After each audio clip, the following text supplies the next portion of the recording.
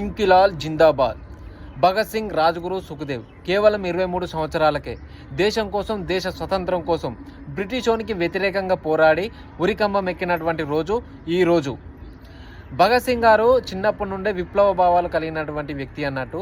తన 12వ ఏట జలియన్ వాలా బాగ్లో జరిగినటువంటి మారణకాండ, మన భారతీయుల్ని 1500 మందికి పైగా తుపాకులతో కాల్చి మరీ దారుణంగా చంపినటువంటి ఆ పుణ్యభూమికి వెళ్ళి రక్తంతో తడిసినటువంటి ఆ మట్టిని తీసుకొని ఒక బాటిల్లో తీసుకొని అక్కడే ప్రతిజ్ఞ చేస్తాడన్నట్టు.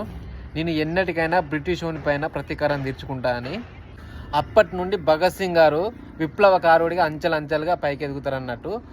సైమన్ కమిషన్కి వ్యతిరేకంగా లాలా లజపతి రాయ్ ఒక ర్యాలీని చేపట్టినప్పుడు లాఠీ చార్జ్ చేస్తారన్నట్టు. లాఠీ చార్జ్లో లాలా లజపతి రాయ్ గారు చనిపోతారు. దానికి ప్రతీకారంగా ఒక పోలీస్ అధికారిని కాల్చి చంపి పరారిలో ఉంటాడన్నట్టు. తర్వాత నేషనల్ అసెంబ్లీ జరుగుతున్నప్పుడు బాంబు దాడి చేసి, అంటే ప్రాణాంతకరమైంది కాదు, బాంబు దాడి చేసి కరపత్రాలని ఇట్లా విసిరేస్తాడన్నట్టు. బ్రిటిష్ వారికి వ్యతిరేకంగా నినాదాలు చేస్తూ అరెస్ట్ అవుతాడు. భగత్ సింగ్ గారు అరెస్ట్ అయి జైల్లో ఉంటాడన్నట్టు. జైల్లో ఉన్నప్పుడు గాంధీతో సహా చాలా మంది నువ్వు బ్రిటిష్ వాడిని క్షమాభిక్షను అడుగు, నిన్ను విడిపిస్తామని అంటారు. అంటే గాంధీ గారు తలుచుకుంటే భగత్ సింగ్ గారిని విడిపించవచ్చు. అంటే గాంధీ గారిది అహింసవాదం కదా, అది వేరే టాపిక్.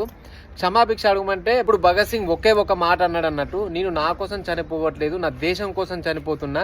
నా చావు అనేది ఎంతో మంది విప్లవకారుల్ని నా దేశం వైపు నడిపించాలని కోరుకుంటానని ఒక గొప్ప మాట చెప్పింది అన్నట్టు.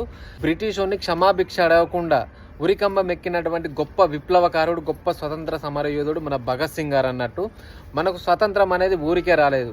ఎంతోమంది మరణ త్యాగాల వల్ల, వారి రక్తం చిందించడం వల్ల ఈరోజు మనం స్వేచ్ఛ వాయువును పీల్చగలుగుతున్నాం.